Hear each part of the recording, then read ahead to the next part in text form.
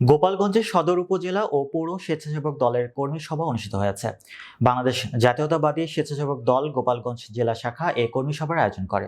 শনিবার বিকেলে পৌর কমিউনিটি সেন্টারে অনুষ্ঠিত এই কর্মী সভার প্রধান অতিথি ছিলেন জাতীয়তাবাদী স্বেচ্ছাসেবক দলের কেন্দ্রীয় কমিটির সহ সভাপতি নাসির আহমেদ মোল্লা। প্রধান বক্তা ছিলেন বাংলাদেশ জাতীয়তাবাদী স্বেচ্ছাসেবক দলের যুগ্ম সাধারণ সম্পাদক মোহাম্মদ নুরুল হুদা বাবু।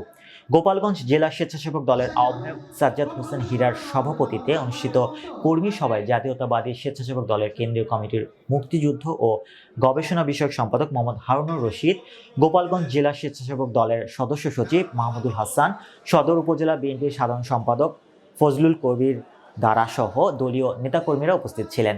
পরে গোপালগঞ্জ সদর উপজেলা ও পৌর কমিটিতে আগ্রহী কর্মীদের কাছ থেকে বায়োডাটা সংগ্রহ করা হয়। কাছে নিয়ে আমরা সেই কলঙ্ক বুঝবো। ধানের শীষে ছাড়া আমরা আমাদের এই কর্মী সমাবেশ করতে হচ্ছে। ওরা আমাকে তো ছাড়েনি, ওরা আমার মরহুম